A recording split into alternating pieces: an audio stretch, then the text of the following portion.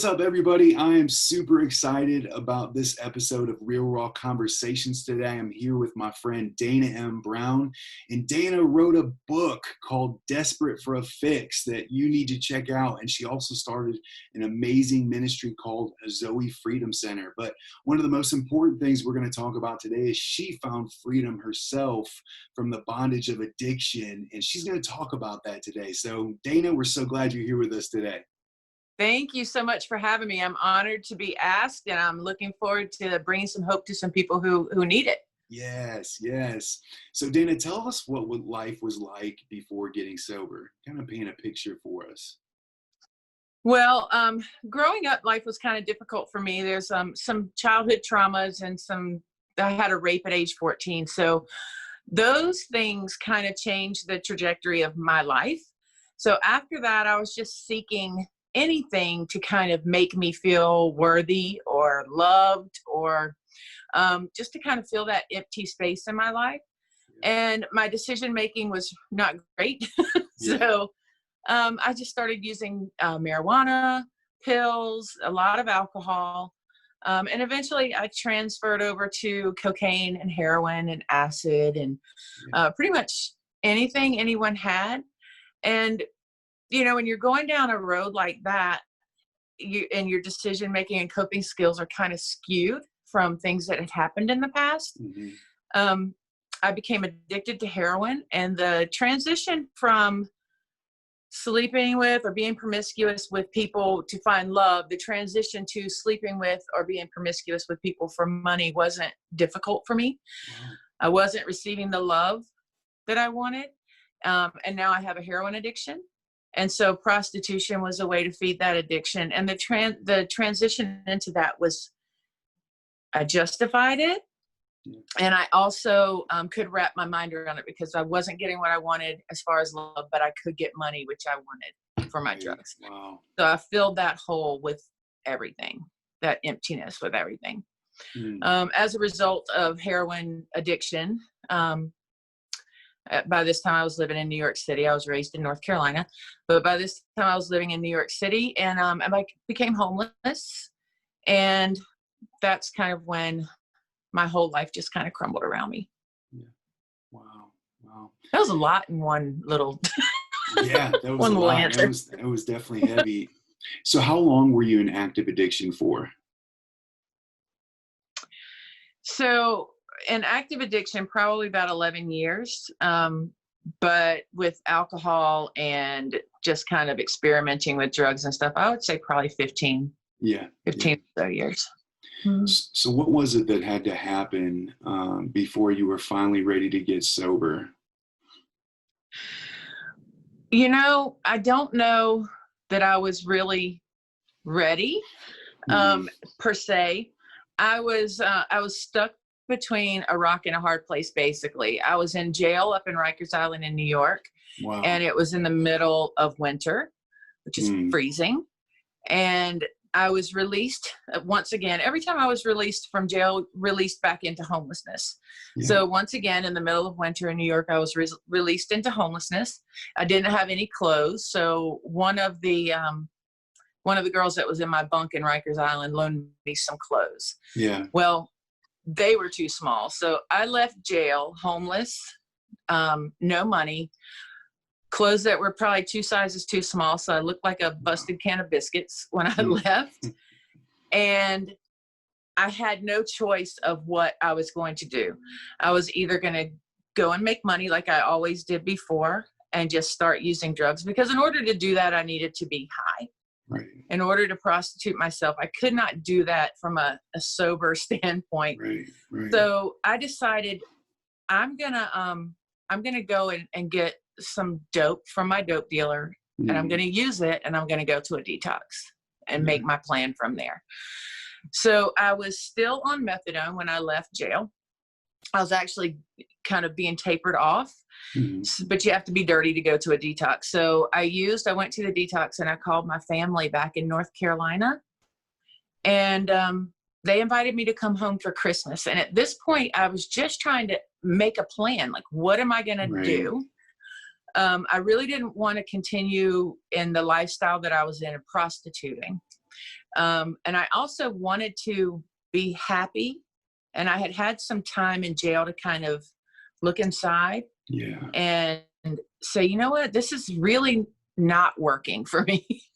It's not working. I don't know what to do.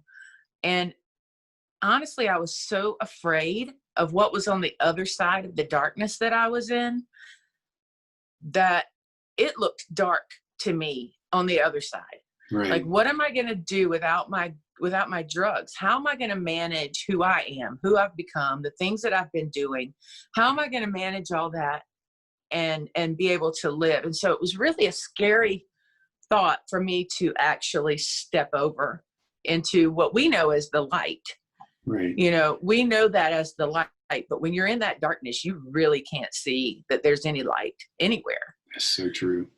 So my mother invited me to come down to North Carolina, and I agreed. And she sent me a plane ticket, a round trip. I asked her for a round trip plane ticket. And this was back in 2003. So she sent me that, and I got a ride to the airport, and I flew home. And once I got there, I was really withdrawing pretty bad from the methadone and from, well, it wasn't from heroin, it was from methadone at that point. And I couldn't sleep. My legs kicked. You know, anybody that's been in heroin addiction understand that kicking comes from that restlessness in your legs. I couldn't sleep. My stomach was terrible, headaches, just all of it. So I was a horrible house guest for my mom and dad. I don't know how many times I've apologized to them for that.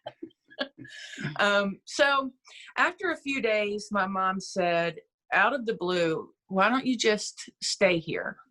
Why don't you just stay? And I said, can I keep my return portion of my ticket? At that point, you could change your ticket. You know, you could easily do that. And she said, yeah, you can keep it as long as you want to stay.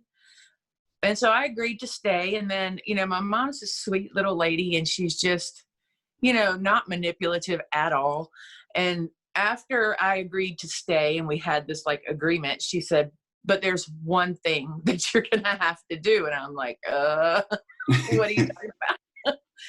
And she said, you're going to have to go to church 3 times a week. Wow. Okay. So, it's a tall order. I was like, what? I didn't want to go to church for like a minute a week. Right. But I also didn't want to go back to New York in the freezing cold. Right. In the middle of, you know, snowstorm season, and not have anywhere to live, and ultimately have to go back to what I was doing before. So she said, you don't have to go to my church if you don't want to. You can go to your sister's church, but you got to go to church.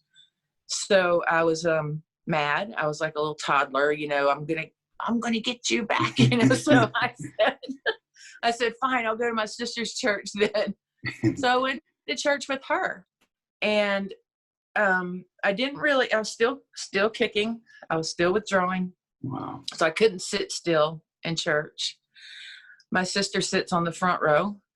And so I was sitting there with her, and just about every 5 minutes, I would get up and go to the bathroom. I would get up and go outside to smoke a cigarette, or I would get up to go outside to just be mad because I had to sit there in church. I don't have any idea what the message was that night, which doesn't mean it wasn't important. It just means that it wasn't important to me at that time. Right. What he's saying. So finally I came back in, and my sister just said, please, he's almost done. Just sit here for like 5 more minutes and he'll be done. And so then the minister started, he said, well, you know, we're going to end it, whatever he said. And he was like, everybody bow your heads and let's pray. And he asked a very logical question. And at that point, everything to me had to make sense, even though everything in my life didn't make sense. Right. When it came to this, it needed to make sense to me. And he said, who in this place would like to know when you walk out this door, if you were to die tonight, that you would go to heaven? Come on. And I was like, that's a logical question, because who wouldn't want to know that, right? Right. So I raised my hand. I raised my Yeah. hand. My sister has no idea what's going on. She's just sitting over there praying that I will be still Wow. long enough to get out of there. Mm, But she had been praying for me relentlessly for great. years. Mm.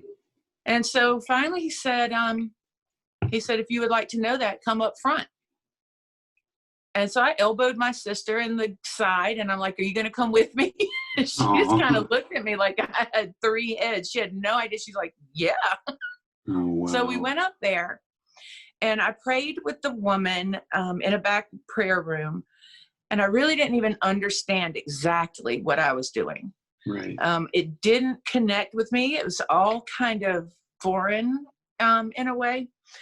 But when we left there, I didn't feel any different. I still felt like I felt like, well, Right. that was interesting. You know, I didn't know what to expect from it. But I went to bed that night and I slept all night, which I Mm. hadn't done in forever. Wow. I woke up the next morning and I started making the bed, which I never did that. Like I may not do that now. but, but that was kind of the click that Yeah. was like, something's different here. And Wow. then it came just rushing in. I slept all night. My legs don't hurt. I don't have nausea. I feel like Wow. I feel healthy. And it just came really rushing into me. And it was like God just kind of slammed his hand down and was like, I am God. And I'm like, yes, you are. Wow. And from that moment, I was completely delivered. Wow. Yeah. And since that day, I haven't had a desire to use. He replaced that desire to use with a desire to help other people find freedom. Mm. Wow. So immediately I was like, Mom, I need to go to New York and tell everybody. And she's like, oh, no, you don't. And she was probably wise. That was wisdom on my mom's Yeah. part. So, yeah, that's kind of Wow. how it happened. Wow, that's amazing. That's amazing. Yeah. I love how you said that he replaced your desire to use for a Yeah. desire to reach other people with that same freedom you found. And I can definitely relate with that because I think instantaneously when I got delivered from drugs and alcohol, I instantly wanted the whole world to experience that same freedom. And so Yes. I think we're a lot alike in that. Um, Yeah. so, what were some of the hardest things to get over when it came to the wreckage of your past addiction? Mm. So healing Mm-hmm. takes a while. So deliverance for me happened literally overnight, but healing was a process and still is a process. Mm-hmm. So I think that the main things that took me so long to kind of heal from were I had 3 abortions Mm-hmm. and I didn't realize how much, I'm sorry, I No, didn't it's all realize right. how much those decisions were going to affect my Yeah, future. yeah, Um, so that's probably one. And I'm healed from that, but it's also still real. yeah, You know, it's still very real. yeah, And if I could help another woman make a different decision than I made, then I want to do that. yeah. I want real choice. So let everyone understand their real choices. Yeah. I didn't feel like there were any other choices at the time. Wow. And the other pain, I think, from my wreckage of the past would be my immediate relationships with my family Yeah. and how I took away a lot of their peace and joy during those years. Mm-hmm. I can definitely relate with both of those. It's a hard Sorry. thing. Oh, you're fine. I'm very regretful that I was involved in 2 abortions when I was in active addiction, and um, I think it's a lot harder on the woman because there's a lot there, there's the physical feeling of, you felt that and then you didn't feel it anymore, I would imagine. Yeah. But it was something for me too that, Yeah. I learned that even after Jesus had forgiven me, the hardest person for me to forgive in that situation was me, you know? Yes. And so I had to give myself forgiveness. And I also look forward to the day that I get to meet my children in heaven. someday. And, you know, they're going to be like, we've been up here with Papa, we've been up here with Jesus, and we're fine. And Yeah. we wish we could have had a relationship with you, but man, we're in glory, you know. And so that's what really kind of gives me hope amidst the suffering that I still feel sometimes in that. Yeah. It's so Yeah. good. And, you know, even their lives have purpose today. Yeah. Even though they never were able to take a breath on this earth, their lives are making a difference in the lives of other people that are walking on this earth now. Yeah. And it's part of my mission in life is to make sure that their lives mean something. Yeah. Not just to me, but can help somebody else. Amen. Amen. It's like like a living amends almost, you know, like you're going to help other women know that they have a choice, and that's how it's going to mean something. Yeah. It's going to make a difference. I love that. It's so great. Yeah. So how important to you is your relationship with Jesus when it comes to staying sober, being in recovery? What does that look like for you? So everything. My relationship with Jesus is literally everything. Like I said before, he replaced my desire to use drugs. He literally replaced it with the desire to follow him and lead other people to Christ and help other people find hope. So yes. We are kindred spirits. Yes. We are. It comes from such a grateful root. Yes. Like from the way that we lived before, never could have imagined the way that I live now. Yeah. Like it was never even on my radar. Yep. That this life even existed for someone like me. Yeah. Wow. So yeah, my relationship with Jesus is really everything. I believe that, you know, they say that you have to replace an addiction with another addiction. Mm-hmm. That's what people say that. Yeah. I can wrap my mind around that a little, because every step I used to take in life was illegal and it was wrapped around drugs. Right. But Same. I've replaced that with every step being ordered by God. Yes. And focused on his purposes and glorifying him. Yeah. So it's the dark purpose of life for me, right. versus I finally was able to get over and really live in the light. Yeah. I can relate with that so much, because I really do feel like I'm a joy junkie now. Like I am addicted to the presence of Jesus and knowing him more. And I have that addictive personality, but God can use that for his glory and my good. And he is, you know, life is great. I love that. Yeah. You know, this is something that I want to help people to understand. So the thing about me growing up that I didn't like about me was that I had what I considered to be way too much compassion. I would cry because there was a dead possum on the road. Yeah. You know, and it drove me insane. But those are the things that God has gifted us with, those things that drive us crazy when we're kids and actually drive our parents crazy. Those are the things that we have to cultivate in our children to help them walk into the gifting that God has given them. Oh, it's so good. Change that perspective on my child will not stop talking into speaking life over that child. You will communicate. You will communicate the love of God to others and just help cultivate and speak life into that.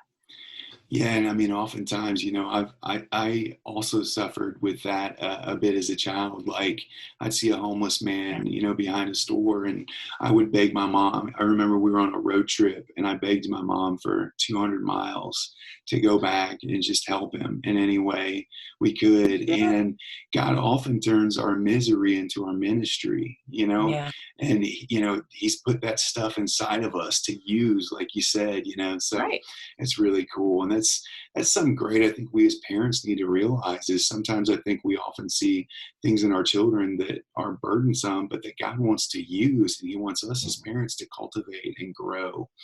So that's really good. So you don't ever think about getting high anymore?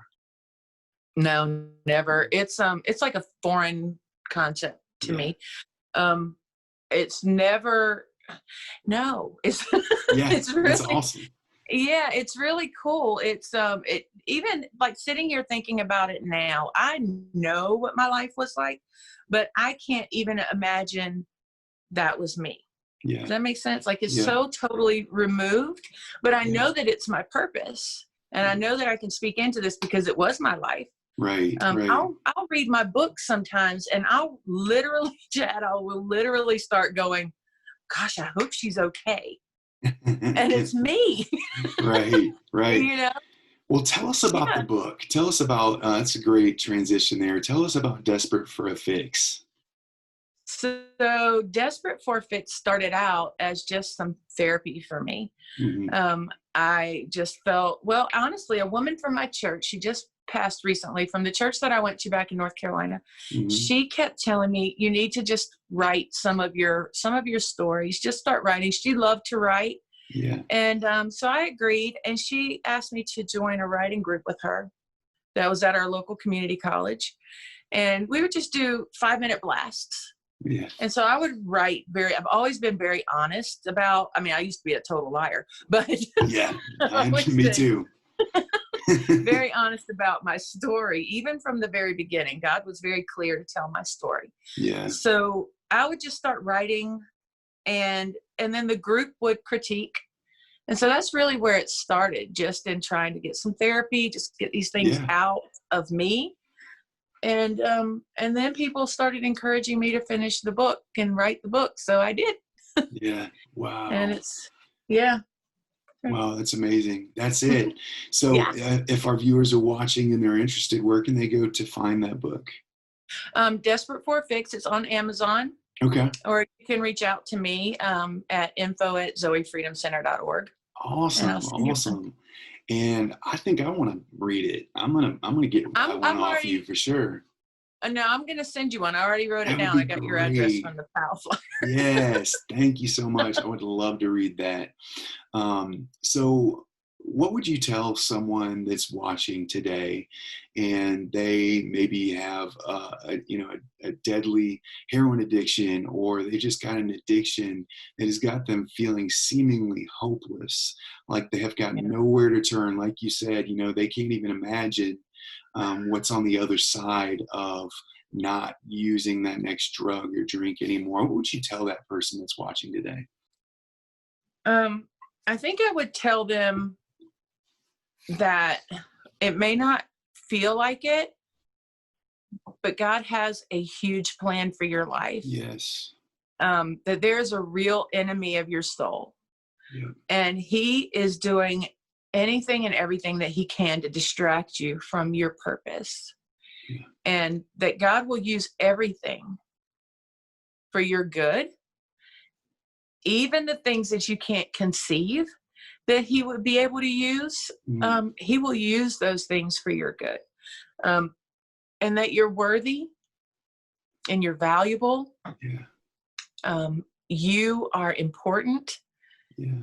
and your story can help people just like you. Um, and it's not half as scary as you may think it is. So true. So Yeah. true. It's really just taking that dive. It's like I always think of it like you're on this cliff and it's stepping over the ledge, but then you realize it's not that far down. You know, Right. and Yeah. so I've heard people that have struggled with quitting. They think they're jumping off a ledge. They can't do it. And it's not scary, especially when you've got places like Zoe Freedom Center and the Hope Project that are Yeah. ready and willing to walk with you through this thing Yeah. and show you how we did it, help you get the help you need to get into a detox and a rehab and all that good stuff. So Yeah. help is available. You can do it. It's not that scary. I love that you said that because it's so true. Yeah. The scary. It's funny. I always thought that the further I thought I was walking away from God. Like I literally thought that I had walked, he had stood still and I had walked clear across the universe from him. Right. But literally I turned around and there he was, right there. Yes. He was with me. Yeah. I just wasn't with him. I just didn't acknowledge his presence there with me, but he is. Yeah. And he was there. As soon as I turned around, there he was. Yeah. Come on. So, yeah. So good. So what's life like today, Oh, Dana? wow. Life today is pretty wild. It's, so my husband and I have been married for 16 years. Wow, that's awesome. Yeah. The enemy had me believing that no one would ever love me because of my past, because of the things that I had done. And he sent me, my husband's used to be a military police officer. Wow. Which is hilarious because I was a criminal. He was a cop. Yeah. Pretty funny. But I told him everything about my past, and he's so laid back. All he said was, "You don't do that stuff anymore, do you?" And I said, That's great. No. I said, no. And we were outside of Sonic, and he said, "What, do you want some ice cream?" And I was like, sure. And from then on, it was just, it was just nothing. It was a non-issue for him. So then he came with 2 kids. He came with my 2 amazing stepkids, Chad and Shay, and they're awesome. Yeah. And about 8 years later, we adopted 3 children from foster care. Wow, that's awesome. Yeah. Our first child, she was 14, and her name is Alyssa, and she's amazing. And she's got an amazing story to tell, and I can't wait until she starts to do that. Yeah. She's now 22. And then Lance and Jaden, they were 3 and 5. They came 1 week after Alyssa. So we got all 3 kids within a week. And now they are 11 and 13. And they are both little fireballs for God. Oh, that's great. Yeah, I think that really my youngest, Jaden, she just needs to lead our family Bible studies. Wow. She gets it. She's amazing. And they have some really awesome stories too. That's so great. That's like my youngest, well, my daughter, she's 4. She's not my youngest, but she is a fireball. She's going to be a little preacher for the gospel. Yes. And she just loves Jesus a whole lot. So tell us about Zoe Freedom Center. So Zoe Freedom Center is God's vision for my husband and I. About 2 years ago, he gave us both the vision for Zoe Freedom Center separately. Yeah. Wow. And I'm a person that will push my agenda. And so when he gave me the vision, I didn't bring it up to my husband. He told my parents when we got married, I will never tell her no, which he has never told me no, but I have to be really careful because I didn't want to push this big vision on him, but God gave it to him as well, and he showed it to me, and it was confirmation for both of us. So Zoe Freedom Center is what we do is we help people walk towards freedom by renewing their minds in Christ, helping them build healthy relationships, business and dream development, and serving others. So all of them are very clear, but business and dream development is pretty specific because I was working for the church down in North Carolina, and I was able to start my own business, an event planning business. Wow. I originally thought that my dream level, because I have felonies and I have misdemeanors and all of that, I thought my dream level was like maybe a couple of feet off the ground. There's not going to be much that I can do. But then God gave me this dream to start my own business. And I didn't do a background check on myself. I love that. So my dream level went up, and then I realized, you know what, with God, there's nothing that I can't do. Yeah. And so he was just preparing us for this. So the business and dream development is to help people dream again. Yeah. To understand that God has a vision for your life. Yeah. Let's start asking him what that is. And then if it's a business, then we'll help them develop their business, or we'll help them get into school. Wow. And serving others, I believe, is just, you have to do this. And I get to do this. It's really a great pleasure to help other people. So once we open our 12 to 24 month rehab, our facility, so exciting. It will, I know, I can't stand it. We'll do local and national and international missions trips with other ministries. Ah, so cool. To really get that root of gratefulness deep in there. So right now what we're doing is we have an education and resource center. So we do peer-to-peer coaching. Yeah. We have what we call a life group. which is for individuals who are walking towards freedom to get together and get on that journey together. Yeah. We do Parents of Addicted Loved Ones group, and that's for our family members or friends. It doesn't have to be parents, but anyone that loves someone who's in addiction, to help you kind of get a healthy mindset about what your role is in their life. And then we also we have tutoring. We have someone in tutoring right now. Wow.